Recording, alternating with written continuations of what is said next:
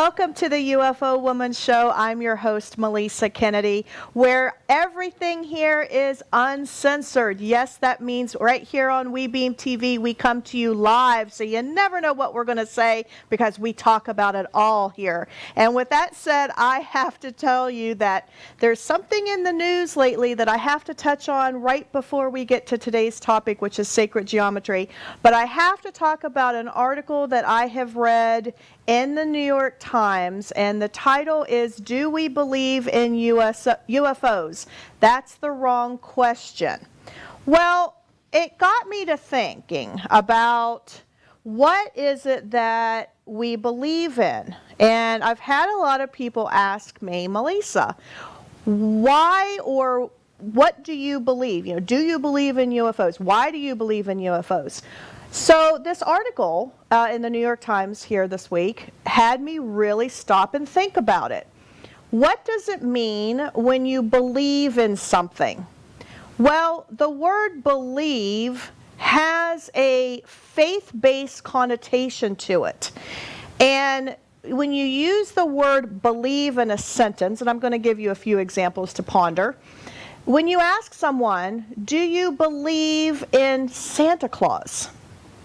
Well, you're taking a leap of faith that you believe in something that you can't see or that you don't have actual proof. You believe or you hope that it exists.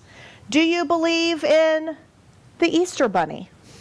Well, that's another faith kind of connotation to it. So now let's take the word believe and put it in a separate sentence in something that we know exists. For example, do you believe in the moon? Do you believe in the planets? Do you believe in the stars? It kind of doesn't make sense, does it? So when someone asks me, Melisa, do you believe in UFOs? My response is, no, I know there are UFOs. And with that said, I think we can start the show, guys, because I wanted to make a point that the word believe really doesn't exist or shouldn't exist in the vocabulary of UFOs' existence. We know that they exist. So, Kevin and Edgar, would you like to add anything to my little opening soapbox here? I think that's a great introduction. And I hadn't thought about it that way because I don't believe in UFOs. I know UFOs exist because I've seen them all my life. I know the ETs exist because I've had communication with some of them. But you don't say, I believe in aliens, I believe in extraterrestrials. I know that they're there. Right. I am part of their extended family. I've seen the UFOs since I've been a child. They continue to show themselves today, now show themselves to my wife. So I know they are here. My wife took a photograph, which we showed on the show a couple of weeks ago, I believe. Right. So yes, I know they're here. I know the ETs are here. I've had the ETs materialize in my bathroom when I was 8. Yeah. I've had the ETs materialize in my bedroom a few years ago to ask me to write the books and talk about my experiences. Right. So I know they are real because I've seen them, I've interacted with them. It's the word believe. That's I think what the problem is here, guys, is the word believe. Because believe has almost a negative connotation to it because it's a hopeful word. You know, we have faith that it believes, you know, that it exists. We have faith or we believe that something exists. And I think that's kind of where the narrative needs to change when we're talking about UFOs, extraterrestrials, intergalactic existence. We know they exist. So if we just simply change that word from belief to know, just like we say, we know the moon is there, we know the sun is there, we know the stars are there, we never say, Edgar, do you believe in the moon? Nobody says that, right? It's weird. It doesn't exist in our regular vocabulary. Only when it comes to questioning things. Right. Which brings up a point that when I had my encounter, there was no doubt what I was looking at. When the airline pilots that don't report seeing things and you talk to them privately off the record, they know what they saw. They don't say they believe. They don't say they believe. They say, I know what I saw. Right. And what I saw was not anything that could have been created on this planet. And they touched on that in the article, actually, in this week's article. And I love that, the Pentagon has actually come out and said, yes, that these UFOs are not of this world. They are not made by our current human technology. And then they go on to say that, but they're not admitting that they're made by aliens. Well, those of you that watch the show, I don't like the word aliens. I really like to use the word extraterrestrial or intergalactics. So when they say something like that, well, it doesn't necessarily mean that they are made by aliens. So who are they made by then if they're not made by anybody on planet Earth? I mean, that's kind of a weird thing to say. I mean, if it's not made by us, humans, then it has to, by default, be made by something or someone not of this planet, hence the word alien, extraterrestrial, or intergalactic. But now, I know Edgar is probably going to interject his opinion on a theory that they could be interpreting that to be, and that is that the UFOs that do exist that we're seeing are made by future humans or humanoids that have been taken from the pure human aspect and made into machine by injecting nanotechnology, turning them into cyborgs. Yeah, they're actually time travelers from 200 years into the future or 300 years into the future back to present day to give us a warning. So, kind of takes us back to that whole Matrix thing, doesn't it, guys? Time and space doesn't exist. That's I correct. like Edgar's analogy there with the ETs from the future. I hadn't really thought about that, but because my ETs are present in this time and dimension at this moment with me, as it were, and with many others. So that's a different concept. I'll have to digest that, Edgar, and talk about it later. So perhaps we can. We're just stirring the give us pot some here, more guys. information. My ETs are real. The UFOs are real. They I are hadn't real. thought about it. I will have to ask them. I will ask them because I know they are interdimensional. They're able to change from dimensions, but we've discussed that before. That's only vibrational frequency. That's all. So I'll have to discuss with them about time now and about these android types that you say and see what they come. I know we have our own robots, don't we? I saw one Right. yesterday. Drones this robot and everything. was doing flips, climbing upstairs, running Yeah. about, Right. jumping on the floor. And so we've got those type of robots now. Put Right. some artificial intelligence in one of those robots. Do we have what Edgar's talking about? Maybe. Well, what about in another 100, 200 years? Exactly. And then they time travel back. Well, Bicentennial Man was a very good example that Robin Williams played in that movie. One of the best roles he ever played, where he started out as a android/robot and wound up becoming, was he human or was he machine? And that was the quandary at the end of the movie. And he crossed over as a human more than he did as a machine at the very end of the movie, for those of you that hadn't watched it. Oh boy, we're really going down the rabbit hole now, aren't we? Well, I had to start the show like that because that is a current event, something that's currently in the news. I had to talk about it because when I read it, I had to think to myself, when I've been asked, do you believe in UFOs? Well, of course I've always said yes, because I do. But then when you really stop, the school teacher in me comes out, I can't help it. And when I stop and analyze that sentence and what the true meaning is, believe is the wrong word. And I think that's where, the community, the UFO community has suffered greatly because we keep putting those type of word connotations in there, like believe, so that there's always that element of doubt. Should we ask the question then, do you know that the ETs are currently engaging our planet? Do you know that the ETs are here using different vehicles? Yeah, So that's then good. that would open up another answer because you're asking a more direct question. Yes. Now the answer will be yes or no, or I think so, but it opens up another thought process in relation to the ETs, the UFOs, and the whole phenomenon. I agree with you, Kevin. So no more do you believe in UFOs? Let's not ask that question No. anymore. We'll just put that to rest now. So with that said, let's get started with today's episode. I just had to lead in with that. Today's episode is about sacred geometry, and I've pulled up some video, and I have some pictures and stuff that I want to show here at the beginning, and then we're going to dive into sacred geometry and where it fits in our universe. So let's pull up some pictures and video here. We've got Stonehenge. We've got a couple other things that I've pulled up for us to look at.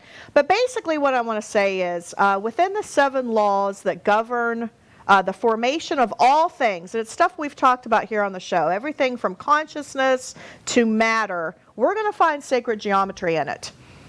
We've touched on this, in previous episodes of the UFO Woman show, but we're going to find that these geometric patterns are even in nature, such as the seeds, the fruit, the tree of life, and they're all going to pertain to the division of matter and energy. Well, with the division of cells to the formation of all the galaxies we've talked about, we're going to find that these repeated shapes have overlapping spheres. So today what we're going to do, guys, is we're going to tie together all of these things, and it's going to also include planetary sacred geometry, crop circles, UFOs, portals, and fluid dynamics to give us a detailed picture of how all of these are interrelated. So, with that said, we're seeing some plants, some seeds. I did some close-ups of some seeds there. We're going to find sacred geometry. There's the tree of life. That's another really nice symbol in nature that we see. And we also have the planets, which also have sacred geometry in them as well. So let's dive into this, guys, because I think it has some relevance to bringing our previous conversations to a head in the form of geometry. Certainly wish I paid more attention to geometry back when I was in school. But Edgar, you're definitely going to take the lead some on this because this is your thing. You've read about it, you've studied it, so I'm going to let you take the lead. Well, sacred geometry was used a lot by the Masons, the Rosicrucians, and the great philosophers talked about the geometry of nature, such as the honeybee, and the way they construct their beehives and their honeycombs. If you look at plants has a sacred geometry. What is a geodesic dome? That's a very simple triangular structure, but it's extremely strong and lightweight. And so sacred geometry has been used by the ancients for millennia. And if you look at the Earth's natural magnetic energy fields and what we call the energy grid, it has a sacred geometry in it as well. What is that, actually? When you talk about the energy grid of Earth, for our audience that doesn't know maybe what that is, can you explain that just a little bit more, Edgar? The ley lines are magnetic. And just like you take a bar magnet and take iron filings, spread them over glass that's sitting on top of a magnet so as not to contaminate the magnet, you actually can see the lines, the field lines of that magnet in the iron filings on the glass. The Earth is no different. We have an inner core that they say is solid with from the center of the core, then you have your liquid magma, and then you have your mantle and your crust. Well, that develops a magnetic field because it's rotating. It's iron, it rotates. Anytime you rotate a mass of metal, you can develop a light magnetic field. For its size, the Earth has the largest magnetosphere, but notice I said for its size. Jupiter is much, much larger than Earth, and it has a massive magnetic field, the same as the nearest star to Earth, which we call the sun. It has a massive magnetic field. So these magnetic fields interlace with one another throughout the solar system. Okay, so then that's how, you know, the whole planetary orbit and gosh, well, everything that we've talked about really in the last few weeks, that's kind of going to support what you just said. I mean, that's validation there. And in terms of what we find here on Earth, Kevin, you were born and raised in the UK, which is where Stonehenge is. Did you ever go to Stonehenge? I didn't know it from place I never visited. I should have done You now. did it? It's too far to go now. Well, okay. Maybe one day. Hindsight's 2020, Yeah, it is, right? isn't it? Yeah. Oh my gosh. Well, obviously you know about Stonehenge. Yes. So Stonehenge, you know, it uses geometry. Of course, it's all falling down, but it does use geometry, and there's so many different schools of thought on what the purpose of Stonehenge was. Did it have some sort of a calendar connotation to it? Did it have some sort of a religious connotation to it? I mean, there's so many different theories out there. Just pick one to go with because there's a lot out there. But there's one thing that I find really interesting about Stonehenge, and that is when you look at an aerial view of Stonehenge, you actually see these electronic or magnetic rings around it in the grass. And Edgar, I'm gonna defer to you because you're way better at explaining this than I am. But am I right when I say there's almost like rings around Stonehenge in the grass? If you look at an aerial view of Stonehenge with the grass has an actual pattern as to how it's growing because of the magnetic fields. Now, Stonehenge is sitting on what we call an energy node. That's where two ley lines cross. And if you look at all the lines in England of their henges, they run on a specific ley line that extends over into Europe and on around the world. And that's where a majority of these henges were built, was right on a massive primary ley line. You have primary ley lines, you got secondary ley lines, but the ancients knew how to find the primary ley lines. Plus, they used a different kind of stone. The stone was quarried some 16 miles away that had magnetic properties in it as well as quartz properties. Oh, okay. And it was because of their properties they were able to set the north in a certain way and the south of a certain way of each stone to develop an electromagnetic field using the Earth's natural energy field. So is Stonehenge a possible portal? The most definitely is yes, because in 1971 they had a group of well, they were hippies. Students, whatever they were, in the center of the henge. A massive electrical storm came up, and they could hear the kids yelling, and then they all disappeared. And they still have not been able to solve that to this day. Yeah, where did they go? I'm just saying, you know, where did they go unless it wasn't through a portal? Right, Kevin? Well, I haven't heard of that before. You haven't? Edgar knows so much information, it just astounds me. He's like an encyclopedia. That's an amazing thing. And what you say does make sense. I'm sure there are portals. And we've already discussed energy. Yeah. We're all energy anyway. Everything is energy, guys. Yes, yeah. and that would give a good explanation. I'll have to do some research myself on that, Edgar, because I'm fascinated that a group of hippies Yeah, me too. Yeah, so that's... That was back in the 70s. I did pick up on something else. We were talking about the sacred geometry in relation to you. I was thinking about bees and the honeycomb, and you mentioned it. And the reason why I was thinking about that was because when I was shown the grid that surrounds the Earth, it's hexagonal in shapes, all linked together like a honeycomb from the bees. So that's a natural formation, I suspect. Or it's man-made, or extraterrestrial made in relation to keeping our spiritual side tied here on the planet. But it's funny that the similarity between the honeycomb bees, sacred geometry, and restricting us from leaving our physical and keeping us on a prison level, on a spiritual level. Does that Oh make boy, sense we to talked you? about that, yeah. Yes. It's that whole prison planet philosophy or Yes, yes. theory. But So, okay. Oh, gosh. Okay, here we go. Wow. Well, that just opens up another whole can of worms, doesn't it? it's his fault. See? It's his. It's Edgar's fault. Blame Edgar Yeah, when all blame else me. fails. All right. Well, since we're going there with it, I have to ask the next question.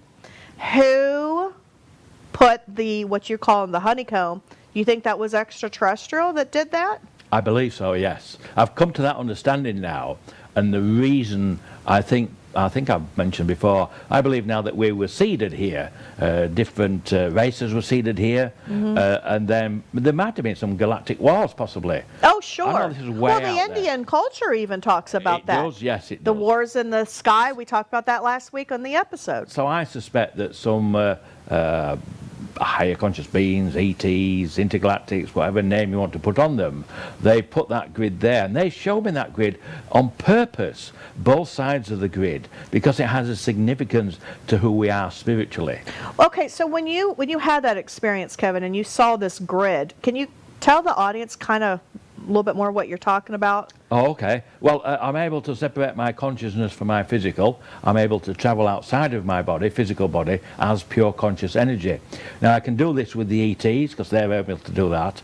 And on this particular occasion, I was traveling with Ort, who's one of my ET guides, and he showed me the grid. We went out past the Earth, we looked from the outside, and we could see the grid around the Earth. And You then could actually see a grid. we could see a grid, yes. And then we moved to the inside of the grid and could see the inside of the grid looking outwards, as it were. So, Wow. but he obviously, they don't always give me direct information. They give me experiences, and those experiences get linked together, and that's how they educate me. Be nice if they just gave you a book. It would, wouldn't it? I'll sit me down in the classroom. You know, yeah. Here, Kevin. But Here's they the just book give me about these everything. these experiences, and then what I'm finding now, because I'm speaking to other experiences, little pieces of the jigsaw are all fitting together. I spoke to a lady the other day from the UK with another group of experiences, and she confirmed a lot of the information that I've been given by my ETs, and she'd been given the similar information. Really? So it just like a jigsaw fitting together. So that's how they're educating us as experiences. Oh my gosh, I love that, and how all of this intertwines with everything we've talked about on the show, because we know all things are energy. Everything is just about energy and frequency. That's all there is, guys. They like to try to make it sound like it's way more than what it is. It's not. Real simple. Energy. That's all it is. This chair's energy, this shirt's energy, the TV's energy, and it's all energy. And you kind of look at it that way, it kind of simplifies everything. It just kind of makes everything seem, well, I don't know, a little less stressful in a way. But with that said, okay, we've got the honeycomb thing, we've got the grid around the Earth, we have the solar system. What about these, well, you talked about ley lines, we talked about the Stonehenge. I have to now go into crop circles. So crop circles, and that's been in the news, and yes, there's been some hoax, and obviously there's been a lot of that. But let's talk about crop circles for a minute, because that's a big part of the UFO community, and crop circles, they're fascinating. I mean, I've seen some just beautiful patterns. What do you think is happening there? Edgar, I got to go to you on this, because crop circles, that's clearly a manipulation of energy. Clearly things are being done there that manipulates the grain or wheat, whatever it is that they're making the crop circle in. What's happening there, Edgar, with crop circles? Well, with the crop circles, the ones that are fake, you can tell by the way the grass has been broken, or the wheat, or whatever's in that field. But in a true crop circle that's done by other than worldly means, the joints in the grass or the plant is blown out, and they're laid in a specific pattern. The other thing too is, on some of the crop circle investigations, they've taken cell phones, and the cell phone be completely dead with no communication, but yet you have a piece of air around you in the center of that crop circle. If you look at a crop circle from above, you see the pattern, but if you look at it across there is a 3 to a 4 dimensional field that's generated, and these patterns are what I believe are giving us information that if we know how to read those patterns, we can tell what's going on and or what we need to do as a human species. It's almost like an encrypted message. Yes. Okay. Ooh, that's fun. I remember, you guys remember when you were kids, how you'd get those little pens and they would reveal an invisible message. Remember those? That's kind of what it reminds me of. Okay, I'm sorry, I had to go there for just a second. But no, it's cool. It's like an encrypted message. But I don't think anybody's really understanding what it is they're trying to say, which shame on us because it's probably something important. I don't think they would waste their time just making pretty little circles everywhere. There's probably more significance to it. Have you ever had any of your encounters with your ET guides, Kevin, about any of that? Not specific information from them, Okay. But I have been to a couple of lectures on crop circles out of interest from people that do know about the things, and they do say, yeah, that some of them are man-made, but there's a small percentage that aren't. And Edgar's correct in relation to the way the corn will stick with corn bends over, where they have the little nodes. That's where they explode a little bit and then they bend over there. But what they did find, some of our scientists who studied this, that the crop then yields a 25 to 28% larger yield if they're replanted. So it's expanding the amount of food we can get. So, and it also transcends down the line. So you take the corn from there, you plant the seeds, and then you'll get 25 to 28% more corn. But then those that you plant get 25 to 28% more corn. So I suspect that is probably now being utilised. Our scientists know that and understand that. And I only know that from being to these couple of lectures and watching a documentary. So the ETs themselves hasn't told me anything about that. But it's interesting that we as experiencers, we have a specific avenue area where they give us the information, and crop circles was not important to my development, as it were. So. Right, but of course, being that you are from the UK, you have a lot of crop circles happening in UK. Why do you think that is? Is that something Edgar or Kevin, either one of you can answer? Do you guys think that that has something to do with that 37th parallel, that whole energy node thing? I mean, what's the reasoning behind why the UK has them? Why don't we have them here in Florida? Wait a minute, we don't have any farmlands in Florida. In Ohio. Oh, we have them in Ohio. But that's it, isn't it? Pennsylvania. No, they're all over. It's just a lot of times they're not noticed or publicized. But the reason UK has so many of them is because they have a major ley line that goes across the island, as well as they're using the ley lines as navigation. What parallel is the UK on? It's not 37th, is it? No, it's 52, or it's up around 52 to 55 degrees. Do you know, Kevin, about what it is? I have no idea. Only thing that it's live, folks. So I know that bear with us. That, as Edgar says, that whole area, there's a lot of activity. Yeah, well, there's a ton of activity. It's on a small island, is the UK. I know, and that's why I'm like, why is it the hot spot? Well, because of the ley lines, probably. Ley lines and the energy. Geology. They tap into the energy, probably use the energy to create the crop circle. I mean, I don't know, because I haven't been given any information on it, but clearly you're correct, and the crop circles go back to the Middle Ages. Right. And they used to think they were the corn devil. Yeah. Well, if there's so many energy grids happening there, then of course the paranormal investigator in me has to ask the next question. Do you have a lot of paranormal activity there too? Yes, as far as I'm aware, there is. Okay, yes, I would think so. Yes, I mean, it's all interrelated. It is. It's all interrelated. So, okay. And they're all so close together as well. Right. But again, probably due to the ley lines and. Right. Wow. So there's just a lot to the ley lines and this sacred geometry and the energy. There's ley lines, and then you also have the geology and what kind of rocks and boulders, or whatever you want to call them, that's underneath the surface there. It's just like the Bermuda Triangle. Right.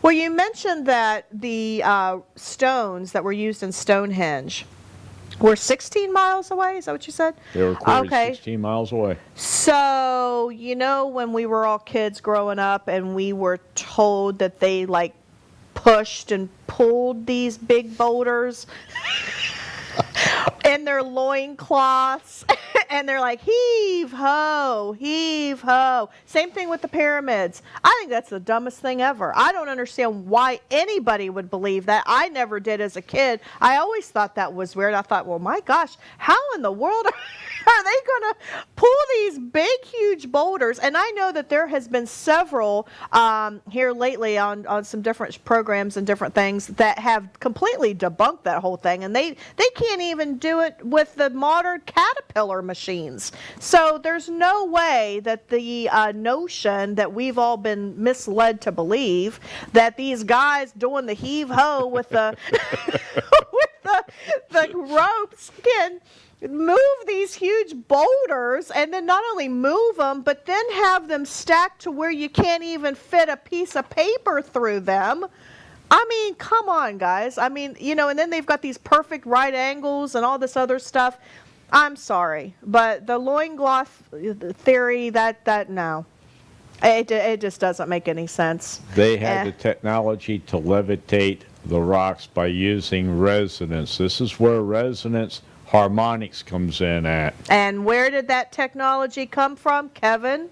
From the intergalactics, yes. Boom, there ETs, we go. The extraterrestrials. Yes. Exactly. And I would agree with Edgar entirely there, that we've already been told that the ETs, if they're going to remove someone from a house, they match that vibrational frequency of the wall and take them through the wall. Right. So they're not actually taking them through the wall, these large stones, they're just levitating them using the sound vibrational frequencies, and then they can just push them into place later. Well, now, isn't that something that we actually have evidence of right here in Florida? Is there not a place down near Miami? It's called Coral Castle, and it's on U.S. Route 1 down in Is it Fort Homestead. Lauderdale? Oh, Homestead, okay. Yeah, and then that's another example of what we're talking about, using resonance, using sacred geometry, and all these other technologies that have basically been brushed under the carpet, and we've been misled into believing that it's other things, and it's not. And they tried to give us a simple explanation of rolling them on pieces of wood in loincloths, as you say. Yeah. When really the advanced technology answers all the questions, really. But then totally. if you accept the advanced technologies, then you've got to accept advanced cultures, advanced beings. Bingo. We don't need that because we're not educated to that level. They don't want us to be educated to that level. Exactly, and hence the word believe is going to be out of our vocabulary, and we're going to replace that with we know UFOs and we know extraterrestrials exist, and we have lots of evidence to prove so. Just going back to what Edgar said about the crop circles, I just remembered something then. I went to one lecture,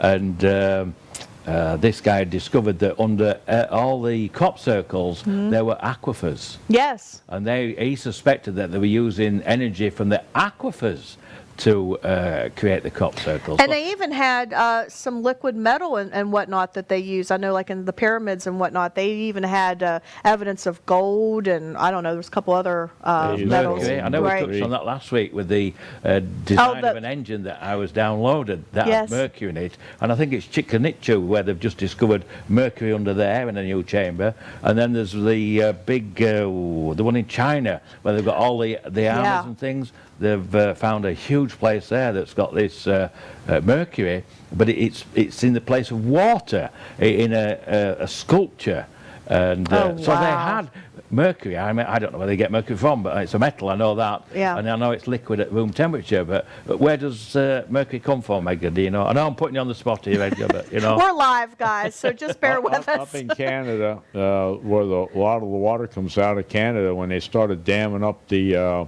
like the Columbia River, they started getting large deposits of natural mercury that was in the water, and because it wasn't flowing, things started getting poisoned by mercury.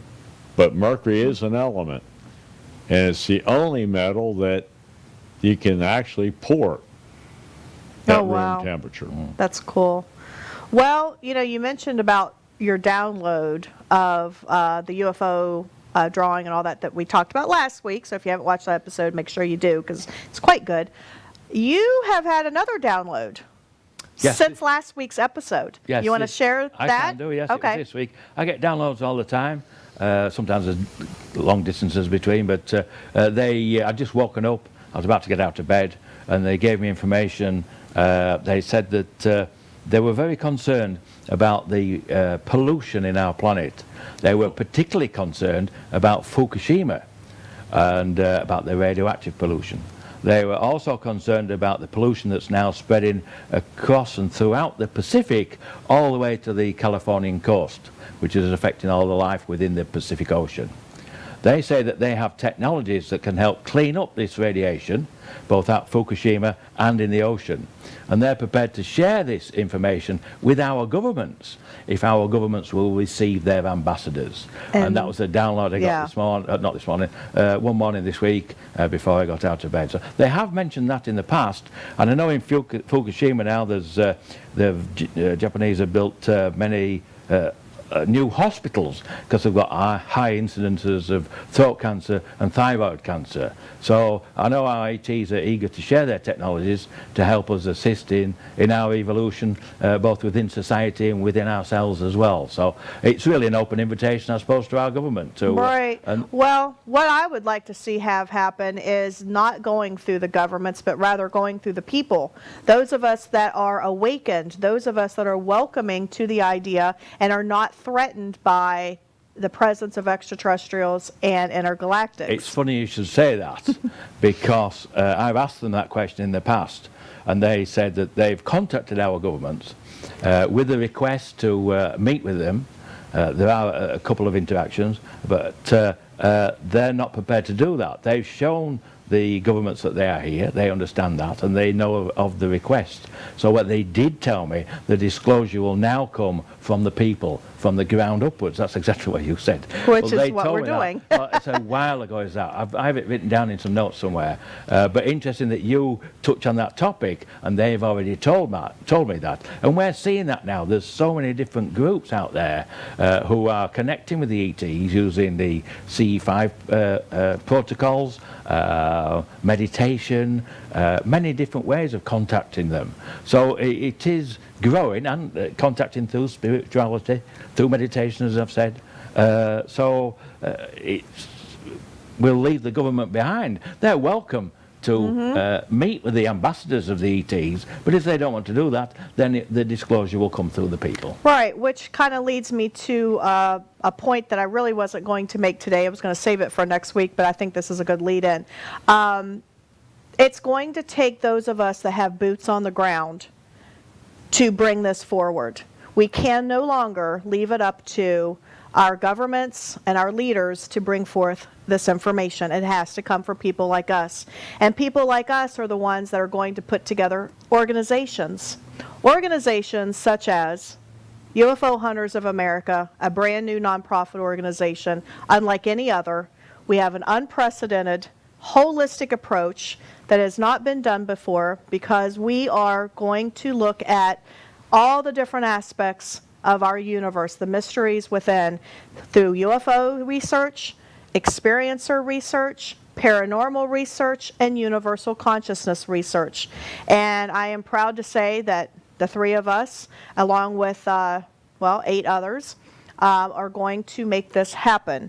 And we will talk more about this later, but I did just want to lead in a little bit, give a little bit of a tease. It's called UFO Hunters of America, and it is a brand new nonprofit organization that has never had an approach like this. And we are poised to take this to the next level.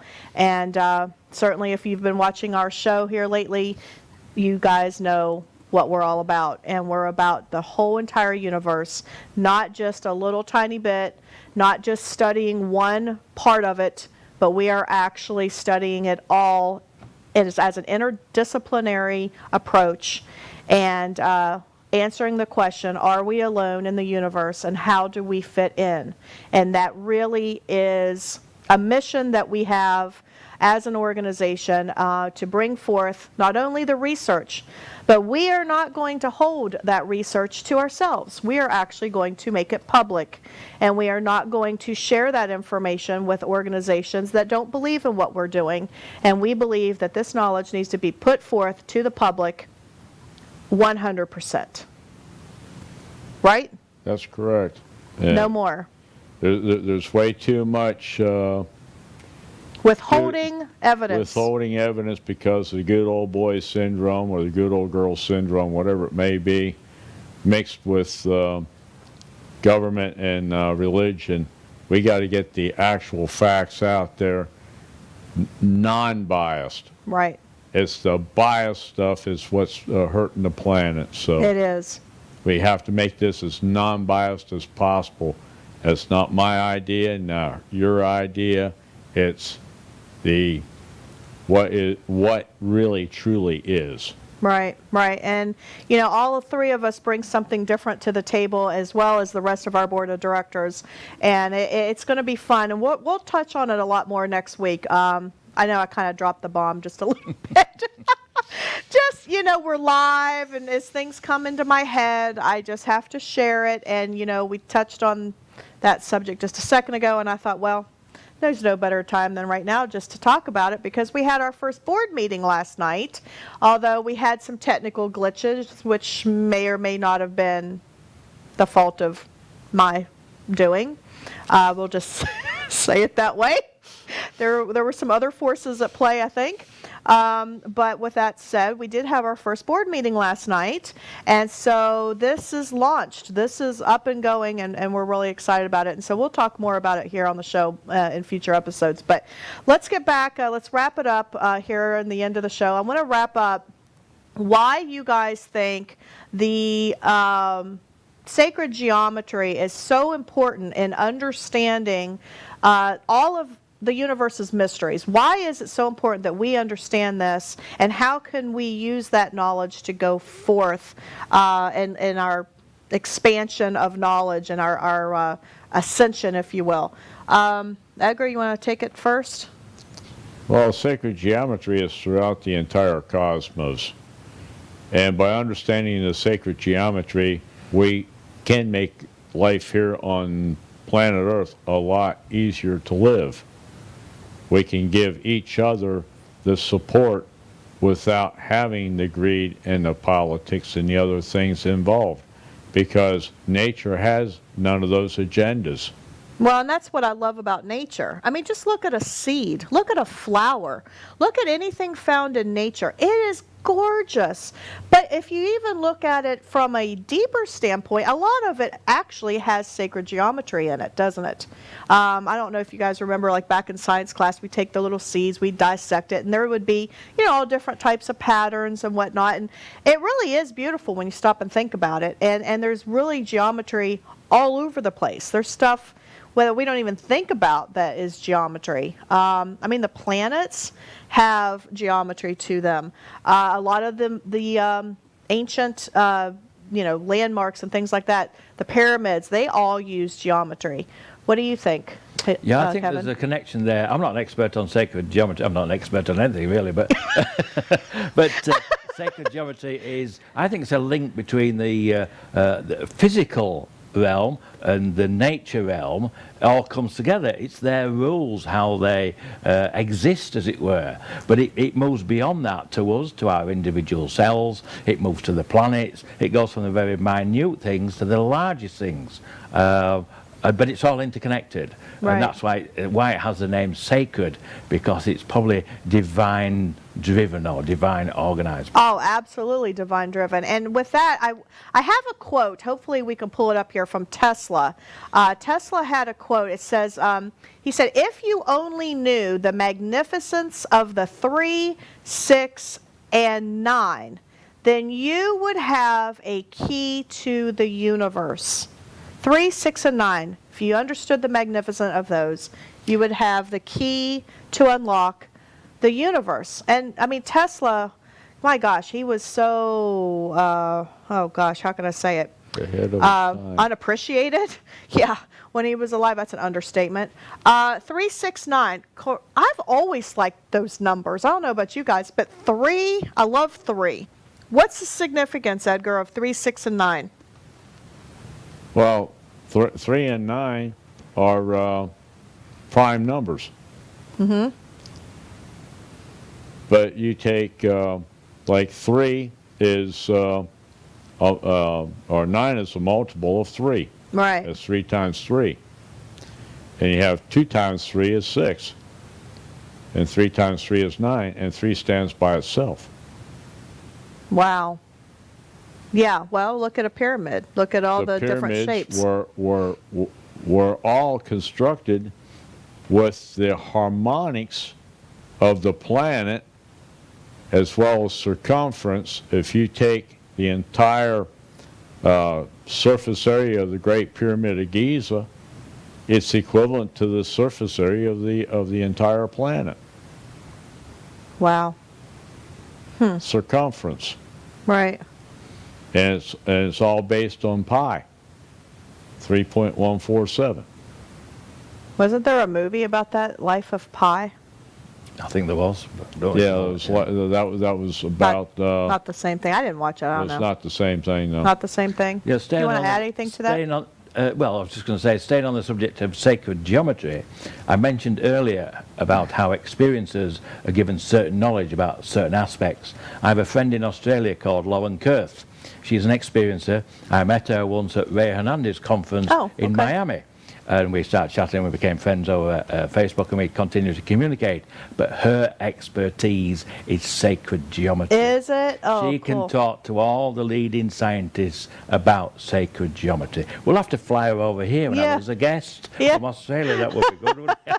I'm sure she would love that. Well, even well, I know, right? Oh my gosh. Well, even the human body has geometry in it. Yeah. I mean, there's you don't really think about it so much because we think of geometry as just like a math class we had to take in high school. It's really so much more than that. And as I'm diving more into my research with UFOs, paranormal, and things, I'm starting to see that it's everywhere. It's in everything. We just don't think about it. Look for it. Yeah, we don't acknowledge it.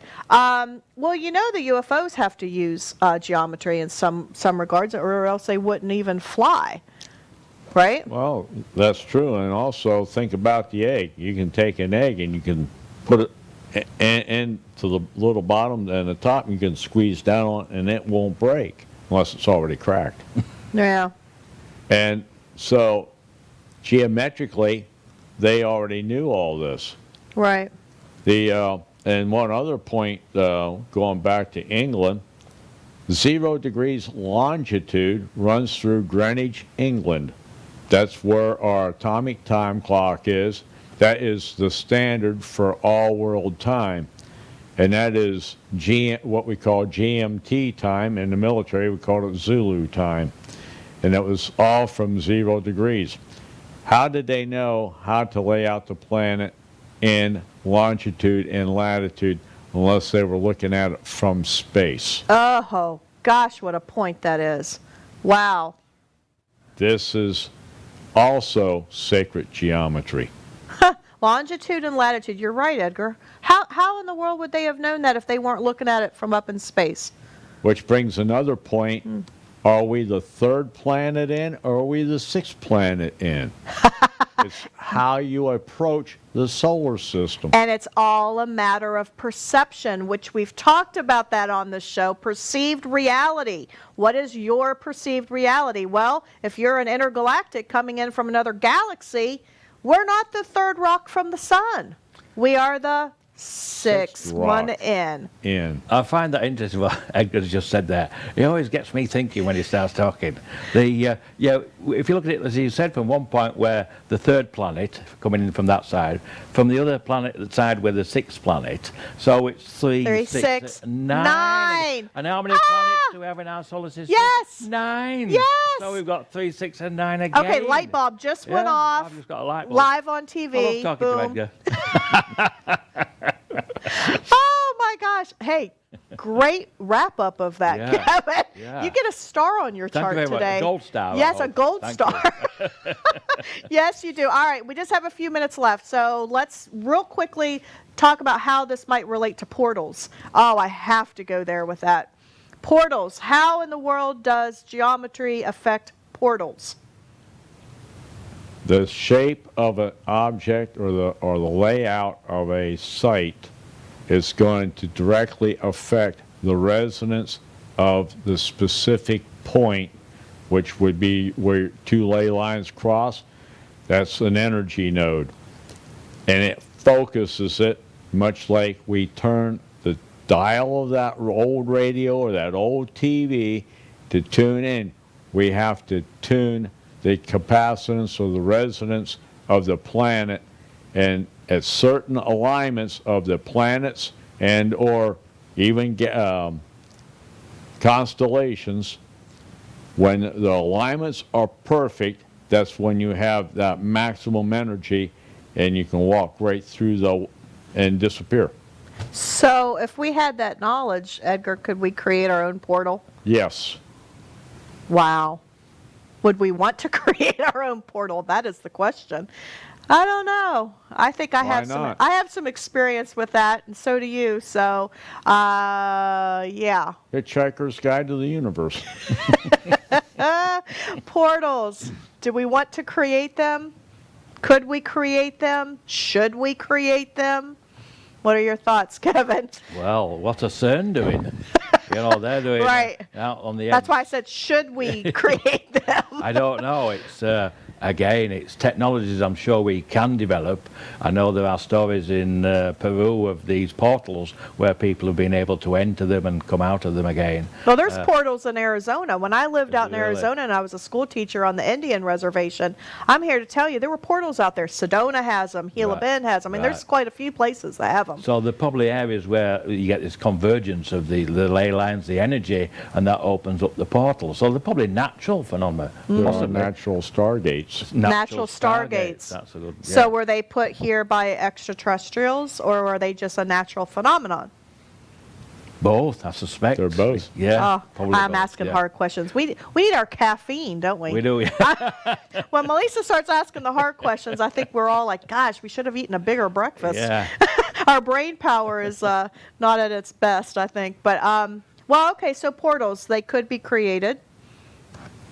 They could be created by intergalactic, and some of them were created by intergalactics, and the ones that are known, our governments have taken control of them and say they don't exist when they in fact do exist. Edgar Casey talked about that in some of his visions that he and they wrote down, and then they later on came out and they said, yeah, Edgar Casey was right. Yeah, we've talked about him a lot on this show. We like him. Between 1932 and 1943. Well, you talked about resonance, Edgar, and how that affects portals. Would water enhance the ability to create a portal? So water? Yes, the water is because of the crystalline structure of water. Water has a unique crystalline structure, unlike any other substance. When most substances get cold, they sink. But when you take and literally freeze H2O, which we call water, it expands and floats. Right, and you talked about crystallized. And everything has a crystal, just like our crystal. 11.5-pound crystal sitting right here on our set in front of us. It helps bring some good energy in here while we do our show. And a lot of the ancient landmarks that we've talked about actually used quartz crystal, right? Hence the reason why I love crystals. You guys know how much I like collecting them. I have way too many crystals, but I like them. I like the energy from them. But obviously, they harness that energy so that, you could, in theory, create a portal. Yes. Wow. Be kind of neat if we created a portal right here at WeBeam TV studio. John's probably back there going, nope. Hey, it'd be good for ratings, wouldn't it? We could beam out. We could beam right out on set live. That would be that would be cool. Wouldn't that it? would be cool. But we may never return. Well, that's all right. As long as we're going to a good place. Oh, okay. Maybe you could talk to your ET guides there, I could, Orton yeah. D. Yeah, they may well do. Make that happen for us, Kevin. Maybe we could, We can all beam up like in Star Trek. We'll all be sat here, Yes. and we'll start going. Yeah. Here we go. I want one of those cool little things on my shirt, though, from Yeah, Star that would Trek. be- that would be Well, fun. speaking of Orton D, I think at a future episode, we're going to probably have you channel, aren't we? Yeah, we were thinking about it, so I'll have to ask them if they're okay with that. And I did one a few weeks ago. So yeah. Well, How I'll long think do about you that. normally channel for? Well, normally what we do, we'll have 12 questions, Okay. and then So about half hour, maybe? yeah, but it's about 40 minutes. You'll live with Okay. it. Sometimes the answer to the questions might be yes or no, and sometimes a little bit longer. So it varies between 30 minutes and 40 minutes. Okay, So- well, definitely want to be stay tuned for that, because at some future episode, maybe even next week, we don't know yet, we might do that. Well, that just about wraps it up here, guys. Another episode of UFO Woman Show. It seems like they go quicker and quicker each week. I don't know. Maybe it's the subject matter. Maybe it's because we're just so excited to share this information with everybody. But this has been a nice introduction into sacred geometry. I'm sure we're going to dive into it a little bit more in some future episodes. But, you know, it's a start. And a lot of our audience, this is all new information that we're getting out there. So hopefully we're taking it in a slow enough process that everybody can follow what we're saying, and they can do their own research. But anyway, I'm your host, Melisa Kennedy, and I'm so thankful that you've tuned in another episode of the UFO Woman Show. And until next week, I want you to keep looking up.